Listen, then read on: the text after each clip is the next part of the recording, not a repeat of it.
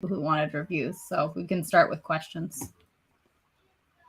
Oh, well, we're live. That was faster than normal.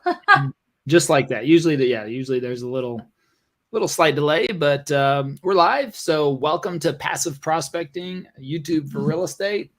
And again, out now, the #1 Amazon best-selling book, Passive Prospecting, in 3 categories, and still maintaining a number 3 position in social media for business, right underneath Hook Point. That's pretty good, right? That's pretty awesome. Did you read Hook Point?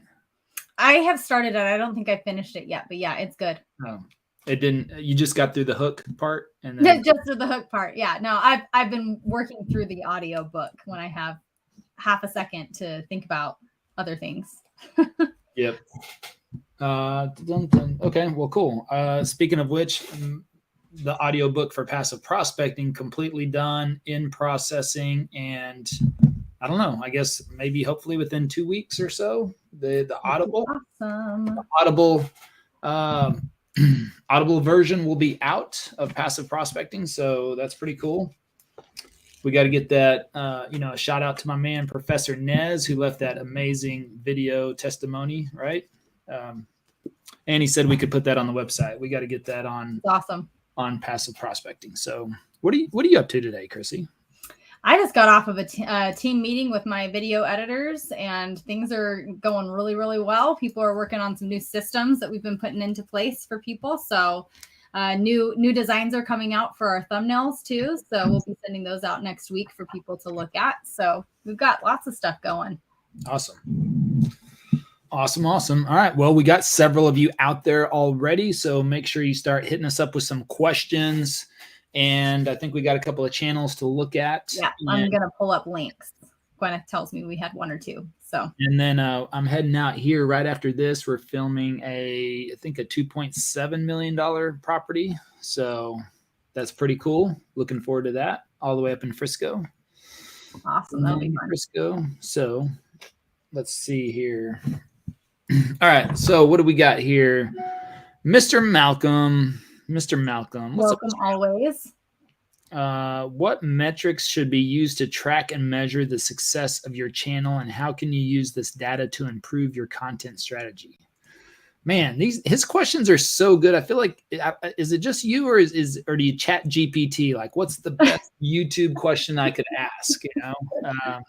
It's very good. So metrics. Well, let me see. I think metrics are that I like to look at is view duration. So how long are they viewing your video? The cool thing about YouTube is it gives you spikes. It gives you spikes and dips in the metrics. So we could probably even break this out a little bit on the channel if I were to be so bold. I'm going to pick a good one though, right? All right. I'm going to pick a good video. So let's see. Let's check out, pull up some analytics. Let me share a screen.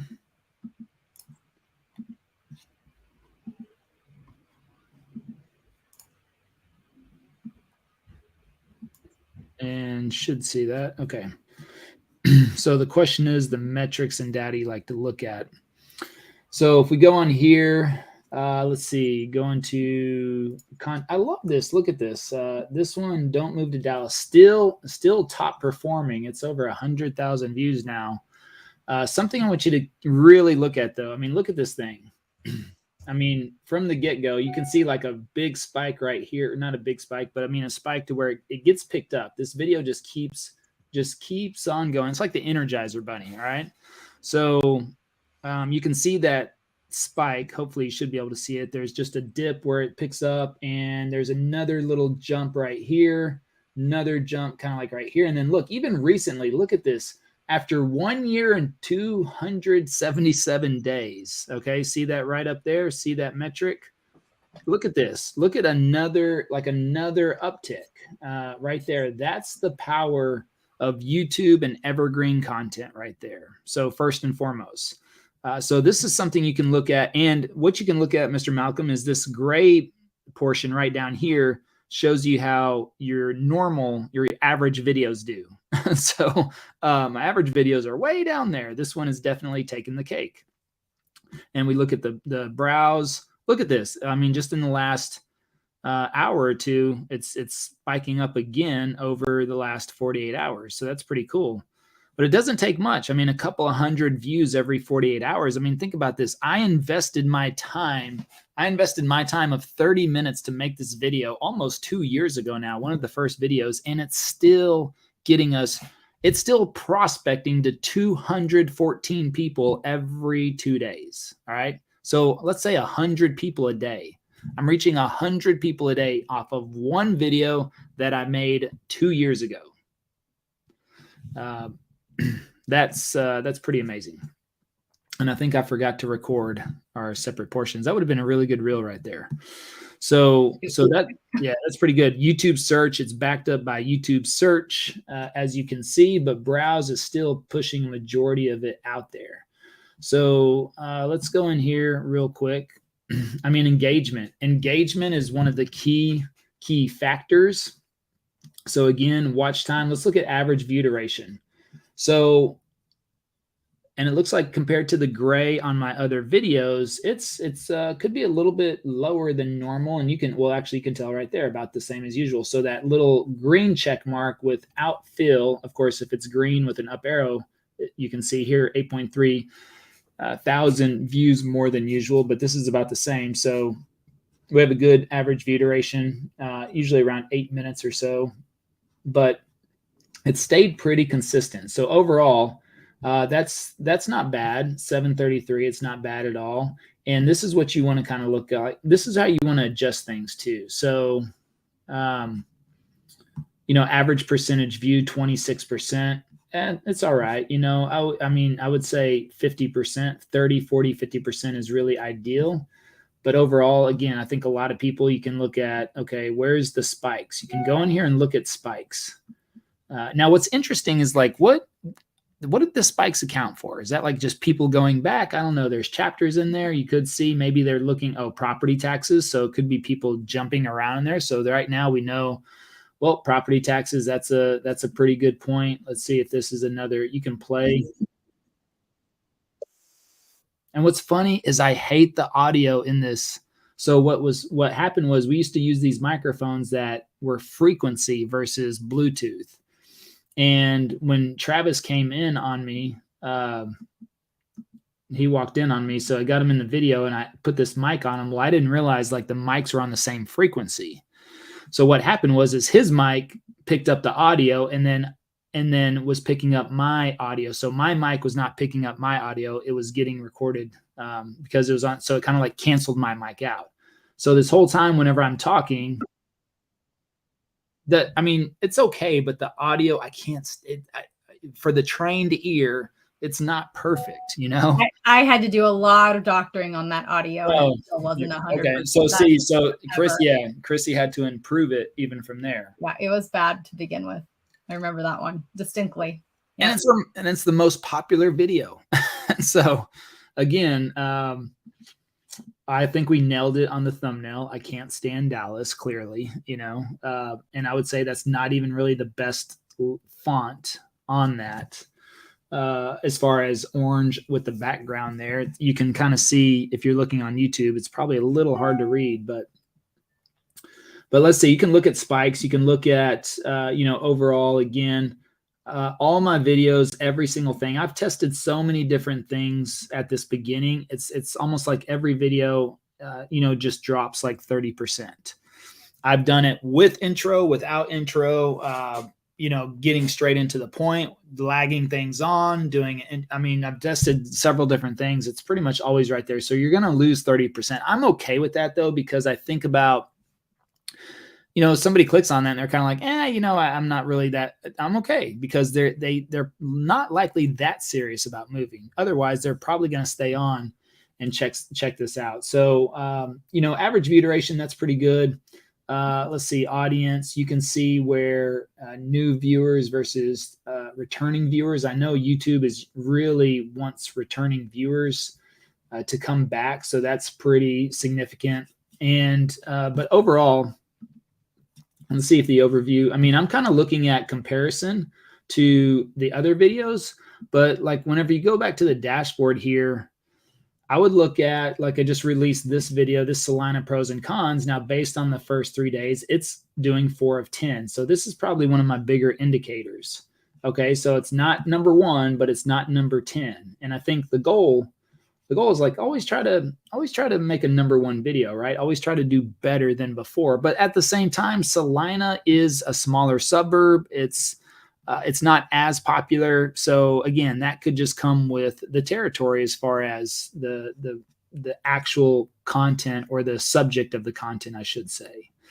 Now, if I jump in here, I'll go in here and I'll see, again, you can see how it's comparing to average videos now. So it is starting to hit a little bit of a upward trend, and you can kind of see this move up right here. So it's starting to head on the upward end of there as well. Watch time, it's getting really good watch time. Excuse me, which is great. Views about the same as usual. Hasn't generated a bunch of subscribers, but again, this is a pretty niched in suburb, so not as popular as some of the others. Again, here we are again, 7 minutes and 30 seconds, 25%. This one has a pretty big drop off, which I would say that tells me, again, it's probably just more of the suburb there. That's the biggest thing. But we can go to the spikes again and kind of look at what's being.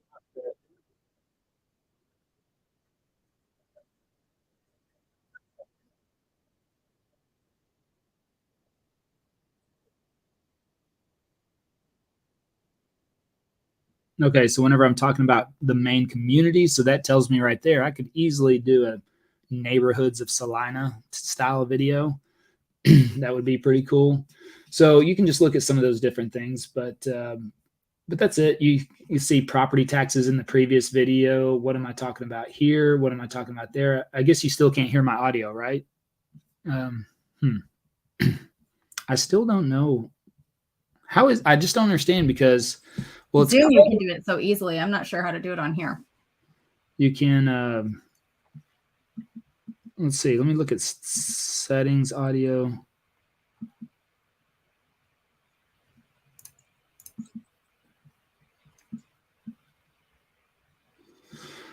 I don't know. I keep forgetting. I'll find a YouTube video on it. Yeah, I keep forgetting to look that up each week. So,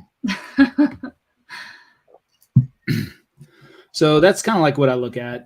It's really, I would say this is probably the biggest one, is on the dashboard, is where is it falling into place? But again, I have to take into consideration neighborhood, suburb, popularity of it, those types of things. But otherwise, I'll take 4 out of 10. That's not bad. I mean, if it's in the top 5, I would say that's always good as well.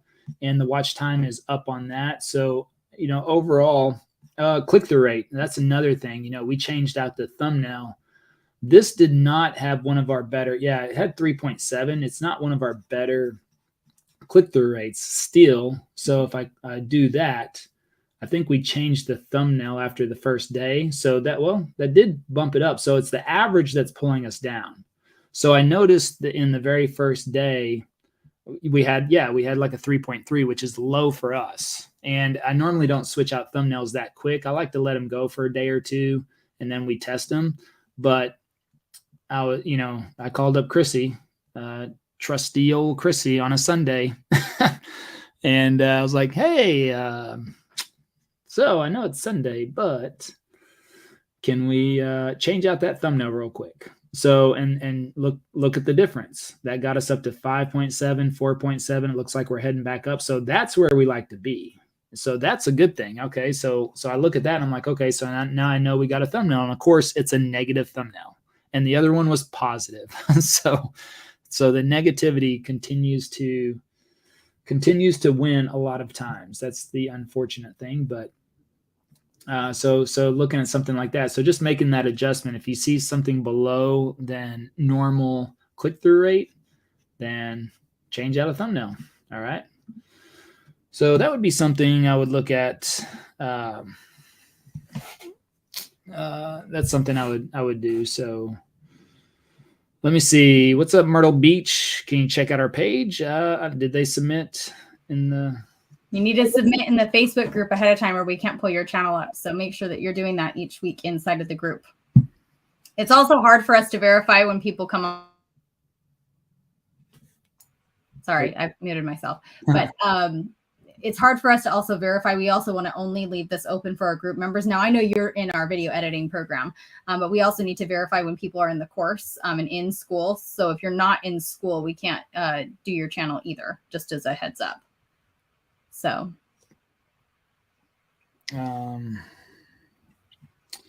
Okay, let's see here. Did you WhatsApp me? Let me see. Yeah, there was one channel that submitted this week. Okay. All right, I'll get to that here in a second. Let's see. Would love to know your process for transferring files after recording to your editor, and then does your editor upload directly to YouTube or transfer back to you first? Okay, so let's look at, let's see. Oh, I got to change. I think I've got to go on my, let me share this screen. And the matrix. Here we go. So let me pull up, actually, let me not do that. Let me pull up my Google Drive first before I share it with the world. Make sure, let's see, living in Dallas. Let me see, let me find a recent video. I'll just use this one for example. Okay, so, ooh, that's weird. I think we should be good. All right, so if you see, actually, let me pull this over on the other page. I just want to make sure I do this okay.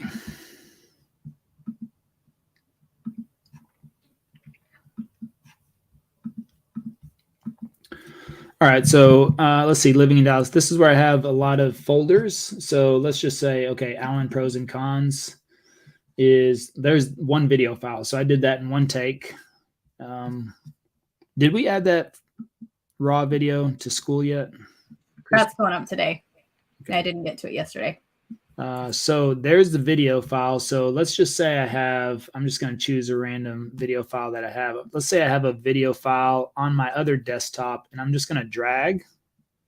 Well, you can't see. Okay, you can't see me holding it, but I just drag and you see how it gives me the option and boom, there it goes.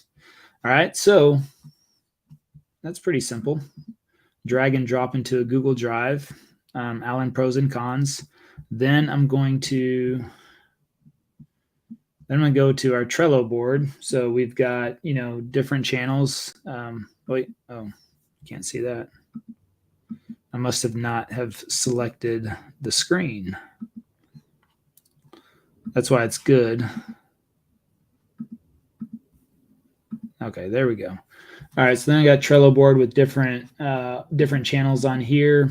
And if I click on living in Dallas, then it has our workflow. Where's long form ready to edit?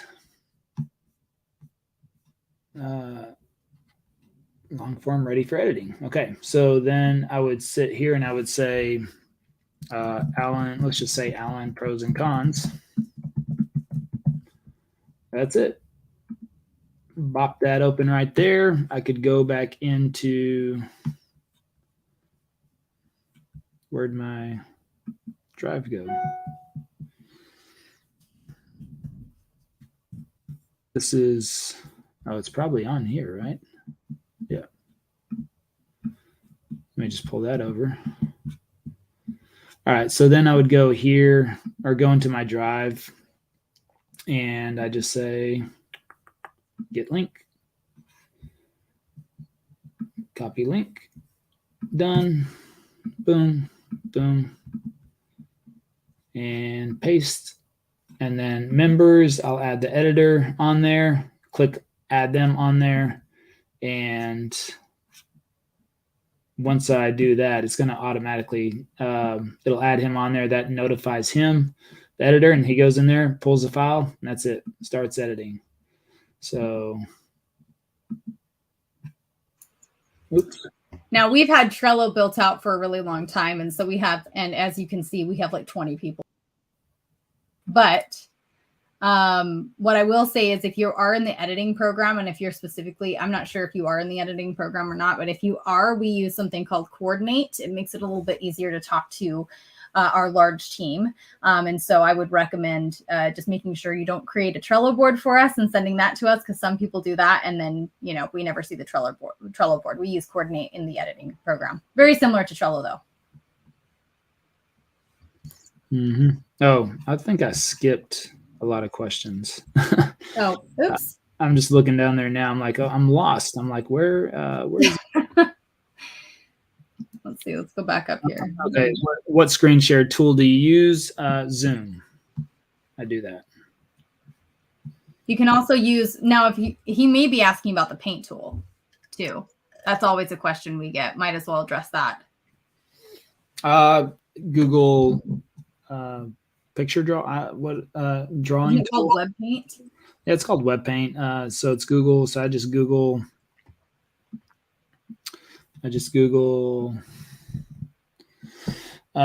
What did I say? He said screen share, but if you're asking about screen draw, I just say screen drawing tool. Might as well address it because everyone's thinking it. That's a question that comes in like 2 or 3 times a week. So might as well address that. Yeah. Cena says draw. Let's see. Free diagramming. Epic pin for your PC. Mine was called Web Paint. And this is the Google App Store, isn't it? Draw on screen. Google. Maybe I should check this out. This might be better, but anyways, I don't think Web Paint's been updated in 10 years. Yeah, maybe so. Yeah, it's up here. I can't zoom in on my browser, but it's up here. So I installed this little Chrome piece, I guess, Web Paint. So maybe you want to Google Chrome drawing extension or something. Isn't there a link directly to it in the course? I was thinking that we had a link directly to the download in the course. I don't know. I don't think so. We should add that. This is what it looks like. Then I just use the mouse. This is how you do that. And I just draw around. So that's it. It's this little, I don't know. Maybe it is. Is there a Chrome extension for drawing? Draw on page. Maybe it's called this now. Oh. 3 page maker. So that looks pretty similar. Page maker. Web Paint. Well, there it is. Web Paint. Okay, Web Paint tool draw. Maybe we should just add this link. Yeah, we need to add that to the group. I'm gonna send that to you in WhatsApp. We'll have that for you guys. Also, for screen share, a lot of people ask about Loom. That's personally my preference. I know Levi really likes Zoom. I love Loom. And so if you kind of want something that takes a couple of extra steps out of the process, Loom is nice because it's literally the only purpose of the entire program is screen sharing. So I do like that. It is a subscription, so it's not free, but it's like $10 a month. So if you like it, and you can also send it instantly to people on your team. So if you wanted to quickly and Levi does that all the time for the entire team. If we need to fix something and it takes more than just typing out a comment, then you can just do a quick Loom and send that over. And it's a very quick way to communicate with whoever you're working with. So that's one other option. Well, I use Loom for that reason, because it's simple to record and copy the link versus Zoom. I like Zoom because it records to the MP4 file, and then it downloads on my desktop. So it's easy for me to drag and drop and drop a folder. So I just find Zoom easier for me on that note.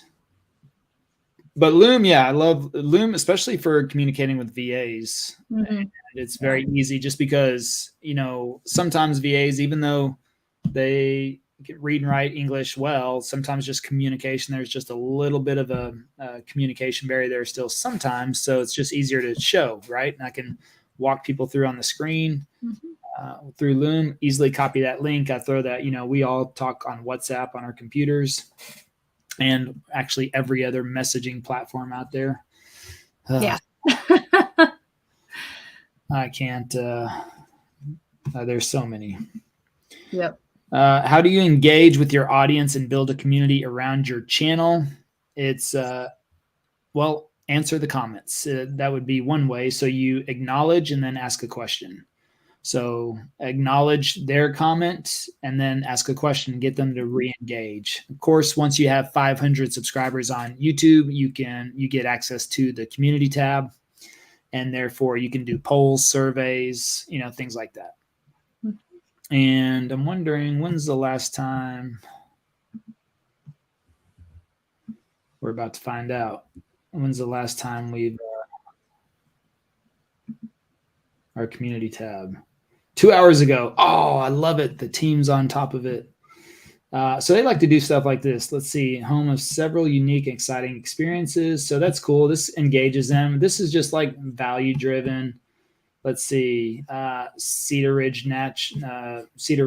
Nature Preserve. That's a great hiking spot. So we kind of post in here stuff to do around Dallas. This one got 25 likes. And what was this one? Located the Trinity River. Just a picture of some water. So let's see. It doesn't look like we've done. I haven't done a poll for a while, but I always say throwing a poll in there is a great way to put some extra engagement out there.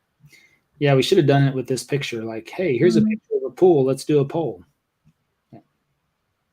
A poll? Yep. So this looks like we've been. Oh my goodness. Jeez, what are we posting on here? Yep, Margarita. Content team. Yeah, this was the top 10 things I think to do around Dallas. So we did a little series on that. That was kind of cool. Oh, here's a poll. Now the polls do great.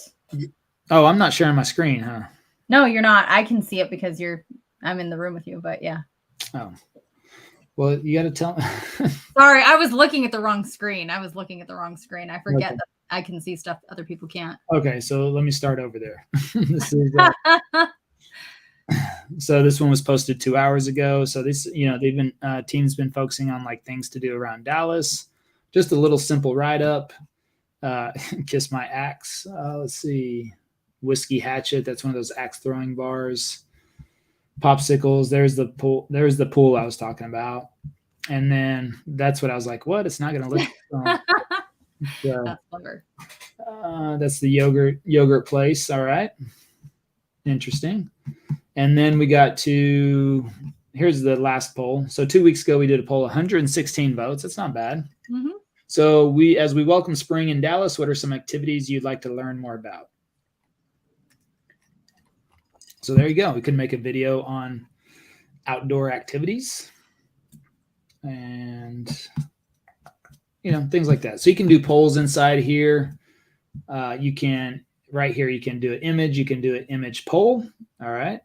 Text poll or post a video. So sometimes we post our recent video, something like that. What's funny is when we post videos in there, that's probably the least amount of engagement I would see. Now, unless they don't like it and they just go straight to the video, that could be the case. But otherwise, anyway. Oh, and this is the thing, a lot of people like to put that intro video still when this is what you want. When people come to your channel, you want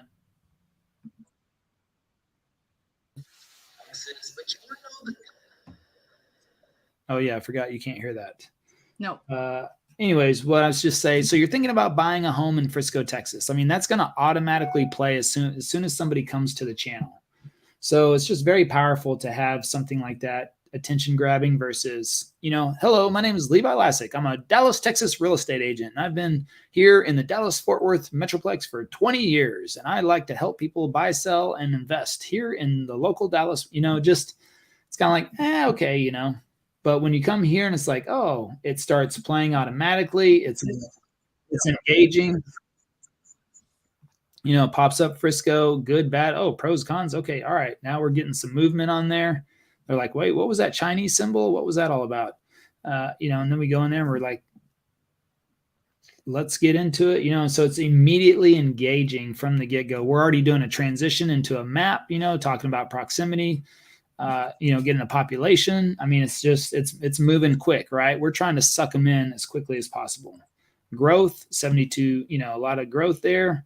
So it's clips from other videos that we can show. We got some drone footage. So already, I mean, we're not even a minute in and we're just hitting them. Plus, this is a 33-minute video, most requested. I mean, even if you're watching this with the sound off, you're like, oh, okay. Ooh, hey, I'm from one of those areas. Okay. So again, engaging captures people right away. So something to keep in mind.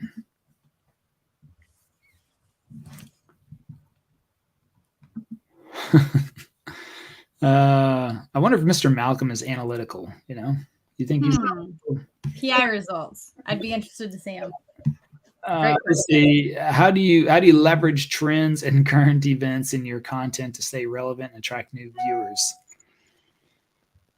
Live videos. Yeah. Live videos. Yeah, that can do that. I mean, that would be current events. We don't focus a lot on videos made for current events, but we would do that on the live and cover maybe some recent articles, updates, things like that. But, it's attracting new viewers. The funny thing is that what's that stat? That stat is, let me go back into the dashboard. I know mine is like 80% of the people that watch are not subscribed to the channel. Yeah, that's true. Mm-hmm. And that's the case. A lot of people I know that almost runs the same. So almost across the board. I mean, I've gone into a lot of people's channels recently, and it's almost the same across the board with people. Yeah. Let me see if I can find that real quick.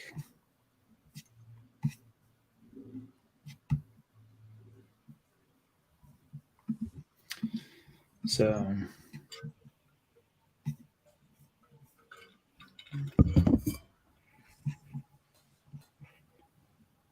oh, there it is. So right here, 83% not subscribed. So that's funny.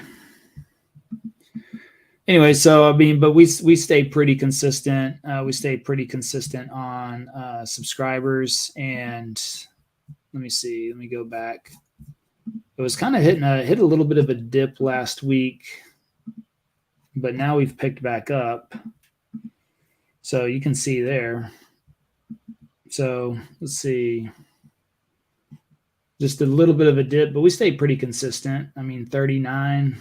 So that video, that was good. That was a property. So I think I know.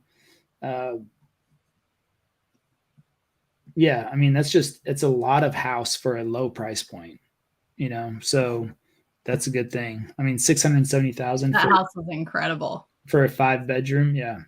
Yeah. So clearly that attracted some attention, but we stayed. So that was 39, 30, 34, 26, 29, 35. So, we know we're doing something a little good. I mean, we got a lot of current viewers that come back to the channel. So, And again, I think YouTube, that's one of the measures they talked about using a lot recently, is that your returning audience continually returns to your videos. Yep.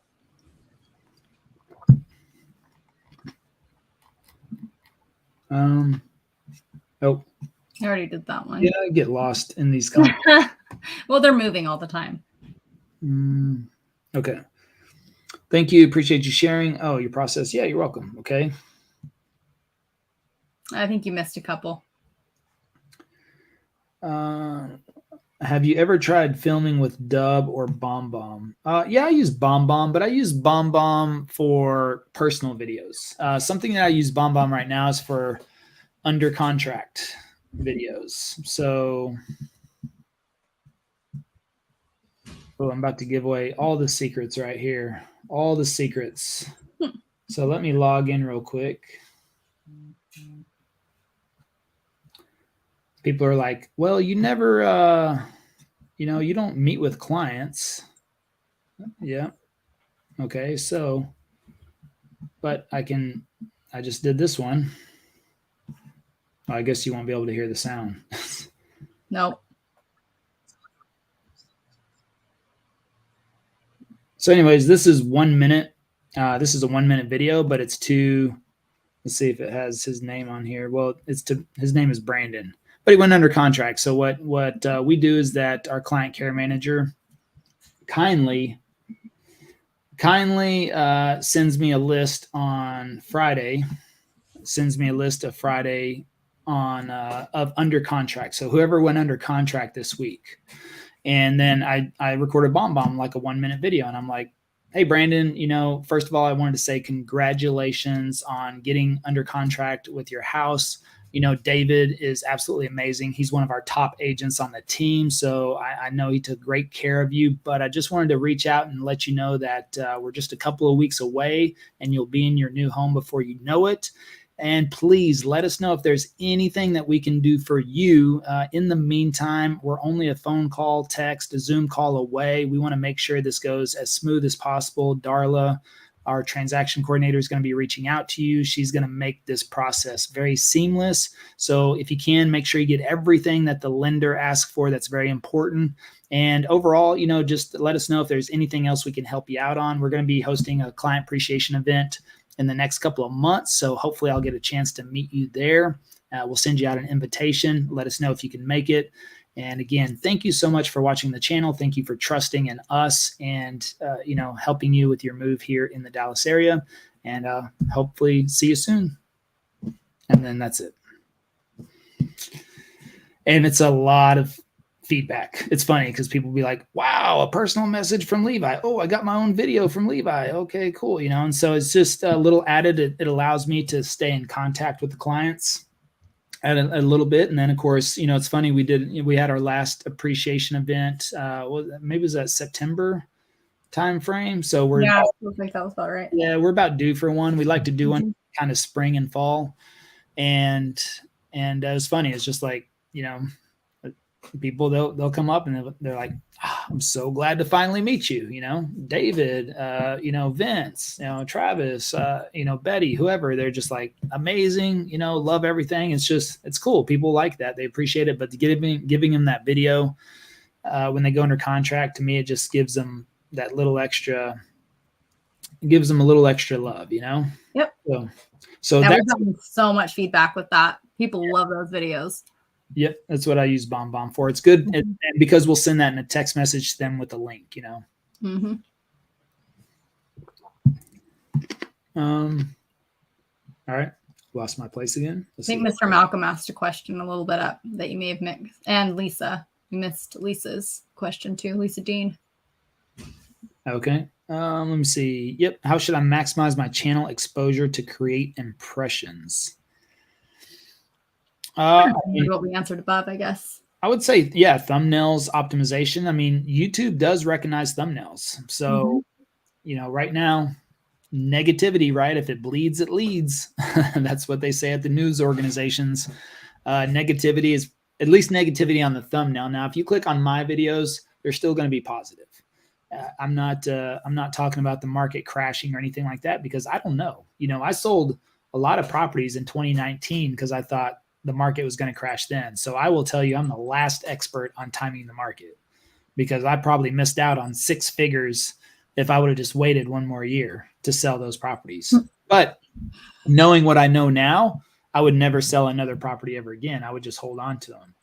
And, just because now I understand systems and processes and people and things that you just need to implement that. If you want to own multiple properties, which I don't see why you wouldn't want to do that, then you just need to get the right team in place to do that. You don't have to do that. So, but at that time, I didn't know what I knew now. And so I let those go. And I thought, I did well. I made a sizable profit on each one of those because I've been holding them for several years, but I was landlord fatigued. I was kind of like, I'm tired of messing with 7 different properties.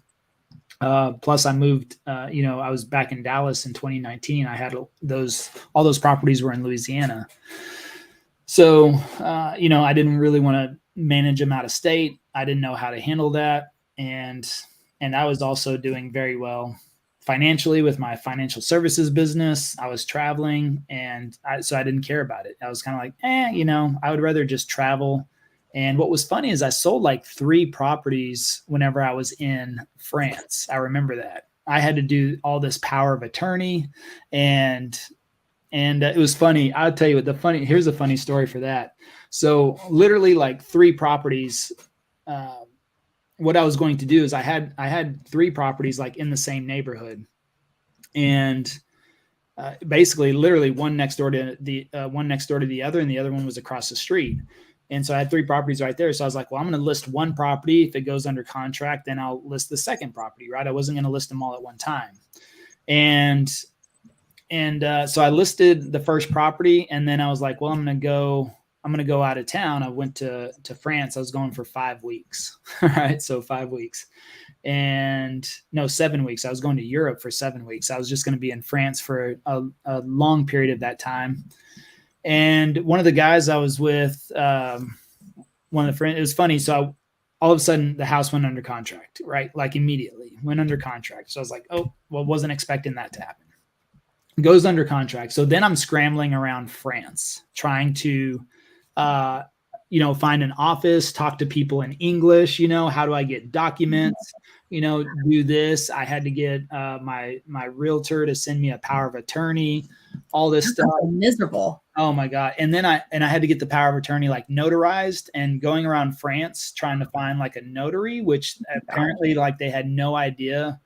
So I spent like 2 of my days that I wished I would not have, 2 of my days running around France. And I kept getting told, no, the wee over that way, I'll be like, oh my gosh. I'm like, okay. So I'd go to this place, and I'd, knock on the door, I'd be like, stamp notary, and so 2 days. And finally we're at I was there with a group of people, a group of friends. And I was sitting at the table, and I was just like, man, I'm so frustrated. And they're like, yeah, what's going on? So, they said, well, what are you trying to do exactly? And I said, well, I just got a property under contract. I'm trying to get this power of attorney signed so that, the realtor can sign all my documents. And I just need a notary. I was like, I can't find. And literally one of the guys, he's like, well, I'm a notary. Oh my gosh. You've been running around that whole time. Yeah. And I was like, really? And he goes, yeah. And he goes, actually, I've got my stamp in my backpack.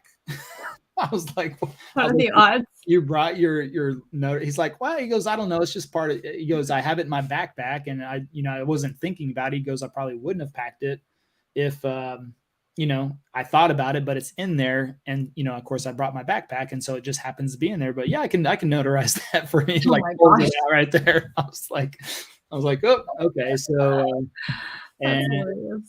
so then I got the power of attorney to my real estate agent, and they got that one under contract. And so I listed the next week, and it went under contract. And then I listed the next one, and it went under contract. And so I ended up closing on 3 properties while I was gone in that 7-week period, which was funny. So.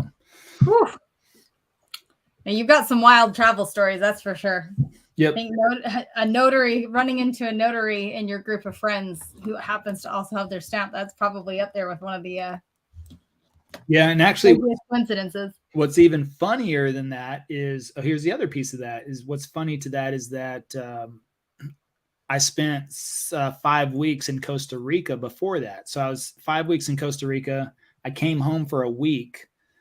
No, maybe it was like 2 or 3 days. I literally came home to wash everything, get cleaned up, and then I was heading to Europe for 7 weeks.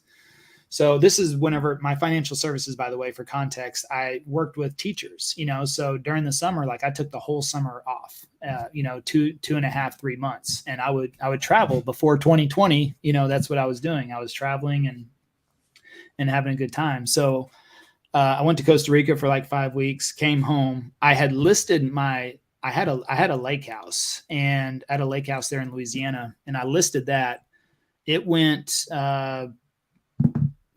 I don't know. I had it listed for maybe 90 or 120 days before that. I don't know. The listing expired. So I was just like, I'm going to move into that house. Actually, it was a rental at the time.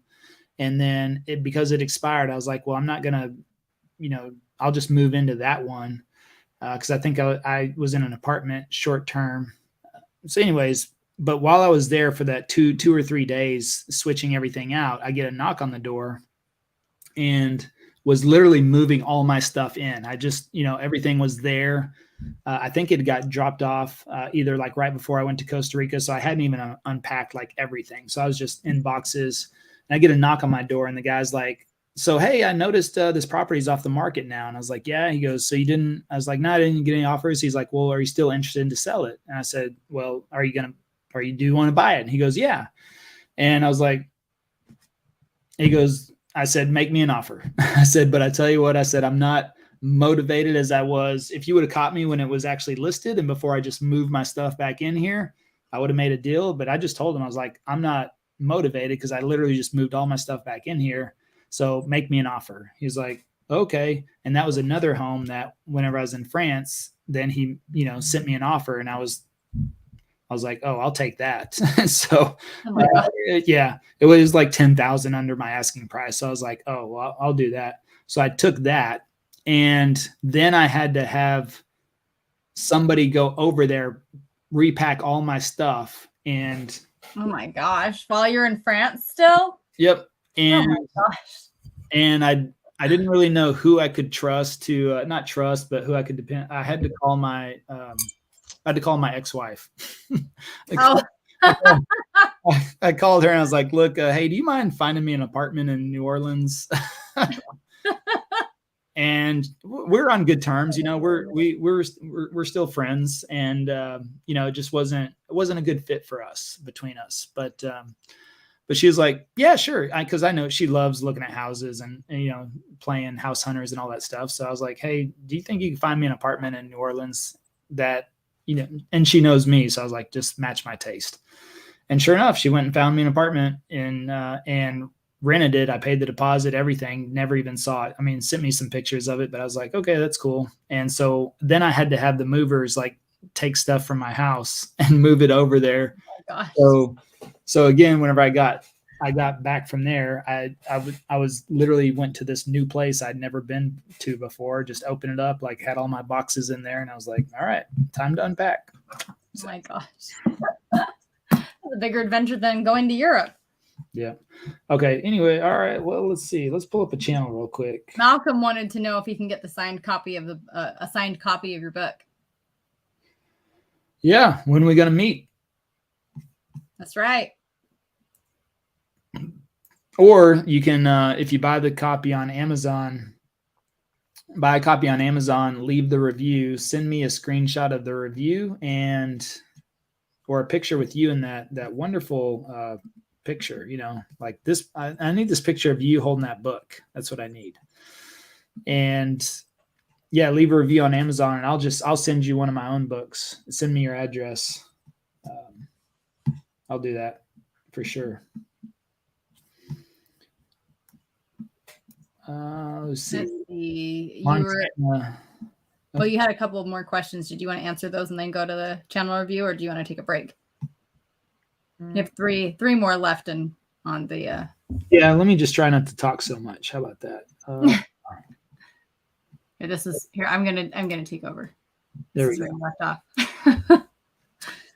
In your intro video in the channel, have you found that a dark room recording is better visually than a lighted room? Oh, I have no idea. We've gone through a couple different renditions of that intro video. We've had one where you're walking outside. At one point, we had one in Frisco. We had another one that was just like a basic tour of one of the cities. I think they're talking about the one that's the intro to the channel. Oh,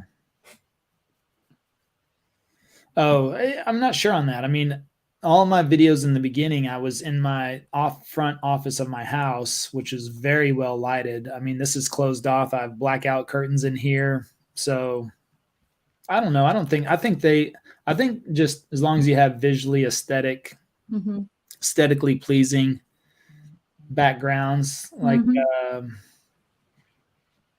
I mean, she's got a light background. Doesn't look bad at all. Yeah, ultimately, it really comes down to what's performing on your channel. That's how we choose it. Is if the video is performing well on the channel, we'll switch that out. You know, if it starts to trend upwards. So it's really more about watching it on the channel. I don't think it really matters as far as the background light. The content's more important. Let's see. So, well, I mean, I love the mountains in the background. Looks good. I mean, I think you're doing everything you should be doing on here. Love the mountains in the background. Your full picture on there. That's nice. And I mean, you can easily read. I would, you know, this is something I would just recommend. Did we make this banner?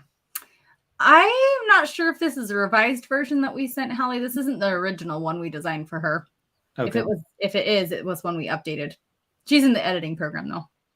Okay. I would probably just reduce the size of subscribe. And plus this is really dark lettering. It's easy to see on the background. I would say, well, you can see it. I can see it on the screen. It's probably not too bad, but, there's a little shadow or something would be good there just to help it stand out a little bit more. Yeah, there's a little bit of dead space in here. I mean, I like to kind of just fill this space, which could give you a little room to make this bigger. A little bit bigger. Just a little bit bigger. Yeah, you could probably reduce the size. The line height could come down just a little bit. Living in, that could be just again, and these are all just you know, aesthetic, but yeah. But I think Southwest Montana, you really want that to kind of try to stand out on its own. So that would be good. And the gold arrow, on the green, a little bit hard to see, but not too bad. But you're pointing out your areas. That's cool. So yeah, overall, let me see, Bozeman, Belgrade. I guess these are all the areas you cover. Yeah. Mm-hmm. So that's good. That, that speaks to people when they're on the desktop. But overall, it's good. I would add an arrow here, and I would flip flop these links. Okay, because what happens is you see how it spells out subscribe, but it doesn't spell out your Calendly link. So if again you go back into customization. What you want to do here is your first link is going to display the text. So on here, when you're looking at your links, it's going to display the text. So that's why we put moving to Dallas, let's chat. And then that's what actually shows up right here. Mm-hmm. See, moving to Dallas, let's chat. So, and the subscribe button is still there, but it just doesn't spell out the words. So I would flip flop those two so that your Calendly link is there. And then you could say, moving to Montana, let's chat, or something. It's kind of like a little bit more than a call to action. I would say, let's meet in person. I might read that and be like, well, what do you mean?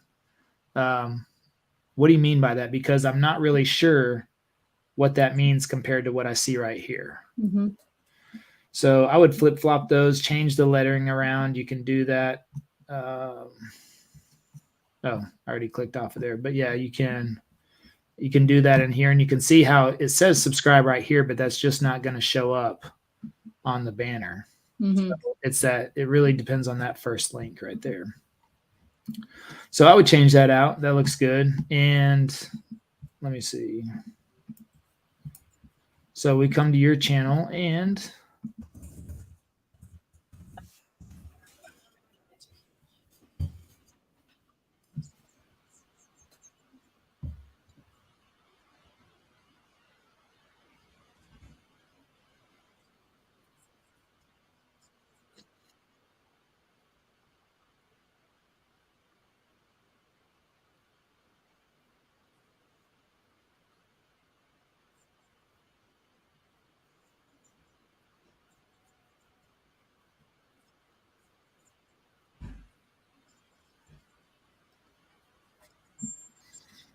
she's good.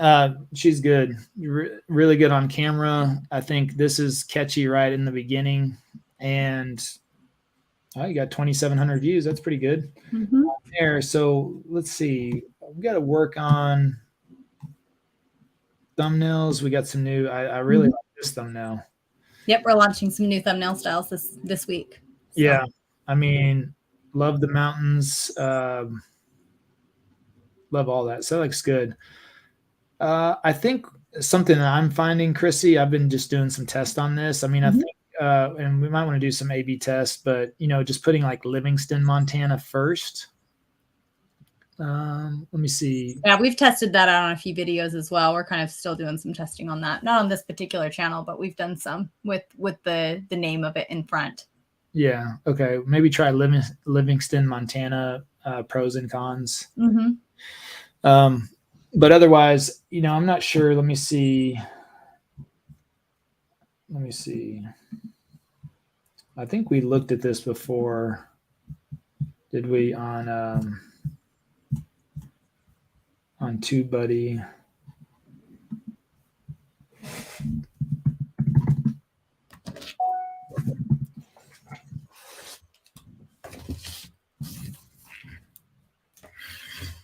Ooh, fly fishing.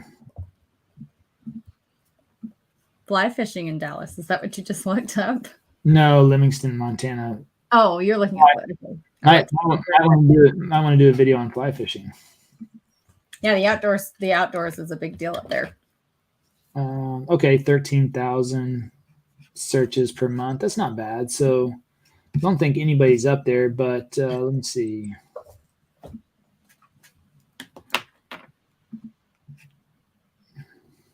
Oh, 15K. Let's go. Well, Bozeman, I would be looking at doing some more Bozeman videos, first of all. Oh, we got another one, 1.5 thousand. Yeah, she's done a few of them. So let's see. I mean, okay. I mean, she's following all the format here. So when's the what are we at? In 6 months? Yeah, she's one video per week. Okay. Well, I mean, everything looks really good. I mean, this one clearly the most viewed. So I would be looking at making more content on Bozeman. You got another one. So 2 out of your top 3 are from Bozeman. So that would tell me something. I mean, I like the thumbnails. Thumbnails look great. I mean, you've got the scene. This is what I always talk about. That's why the people with mountains and beaches, I mean, you better have some nice. You got all the visuals you need. You got some nice thumbnails. Yeah. Oh, I like this one. My favorite. Yeah. The one with the goggles is my favorite one. I mean, that one immediately caught my eyes. So my favorite ones we've made. So overall, and the one I watched was really good. So what I'm going to cover in this video is not all sunshine and rainbows. There are some negatives, especially depending on where you're coming from. If you're coming from, states further south of here or on the coast, it's a bit different. Yeah, I would just throw these chapters underneath contact information. I would do that. Not a big deal, but I like the contact. Yeah, we're switching up that template. I think this one was done a while ago, but we're switching up the template. Yeah, she gets great comments on all of her videos. And you want to pin this comment so that it's not buried. So the comment right here, we just need to pin that. You can do that by hitting your little, it'll say pin. But man, lots of engagement on here, lots of comments.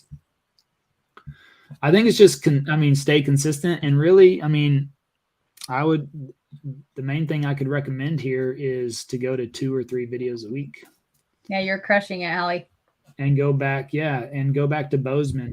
I'd make some more, I'd concentrate a little bit on Bozeman because that's clearly getting some traction there.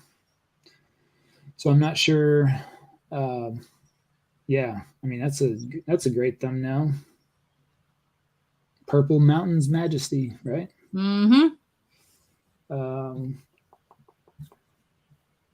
So yeah, I think on the surface, we're at the top of the hour anyways, but I'd say it all looks good. You look really good on camera. Looks like you're very comfortable on the camera. You're very articulate, and so you can communicate the message very well. I think everything's fine. I would just probably maybe increase frequency. If you want to stay at 1 video a week, then that's okay too. But I would also look at going back and doubling down on Bozeman, and looks like she started to incorporate some shorts too, so that's good. Yeah, a couple of shorts. Oh, got 1,000 views and 703 on one. So yeah, I think everything looks good on there. I already flipped that link for you, Hallie. It's done. Oh, well, let's look at that. Oh, you'll have to refresh it. Oh, actually, I guess you already refreshed it. Yeah. So now it says, let's chat. There you go. All set. There you go. All right. I've got a hard stop. I've got to go film that video, that property.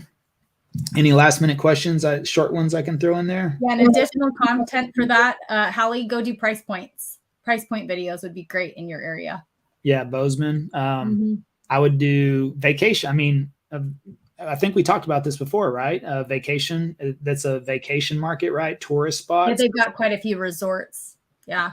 They've got, well, I wouldn't say quite a few, but they've got resorts up there, right, Hallie? Okay. So top resorts, top vacation rental locations, best places to buy a vacation home, anything like that. I mean, that's if that's a majority of the market up there, then I would definitely make some videos like that. I think is our last couple of questions. Here's one. Should we do shorts to support the long form content? Yeah, I don't see a problem with that. I mean, I think you want to build your channel off of long form content. You want that to be the foundation, everything of the channel. I don't think adding in shorts is a problem. If so let's say you're going to do 2 videos a week. I mean, just determine your cadence on there. I wouldn't publish shorts necessarily on the days you publish long form. And I might even uncheck the box that says notify subscribers. That way you're not hitting your subscribers with 5 or 7 videos a week. I mean, and if you want to publish, I think shorts right now, that's the weird thing right now. I think you can gather a lot of eyeballs, which could lead people more to your channel. But, typically on short form content, they're not in the market, right? They're not intentional like they are from the long form content. So you can get a lot of views. You can get thousands of views on those shorts. You can bring in additional subscribers to the channel. And now I think that's all good for nurturing, because maybe they'll be in the market in a year or 2 or 3.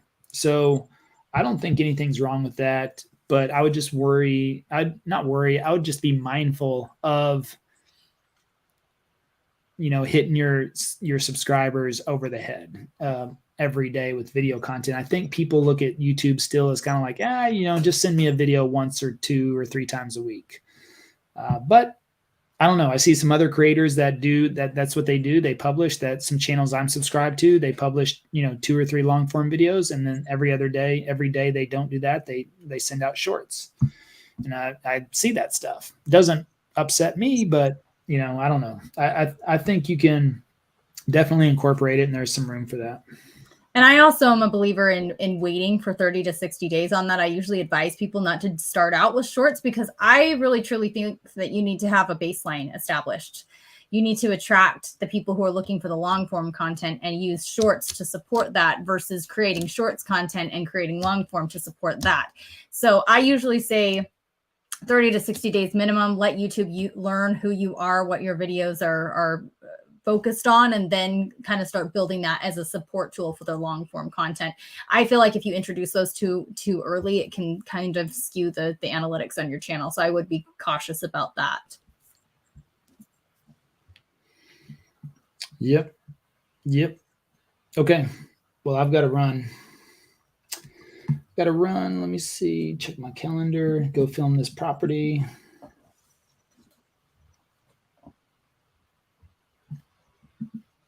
Is that it? If we didn't have a chance to answer your questions today, feel free to jump into our Facebook group, or if you're in our course, feel free to jump into school as well and ask those questions there. We usually are able to get back to people. And then we have a whole community that usually gets to us before we even do. So. Yep. All right. Well, we'll see you next week. All right. See you guys.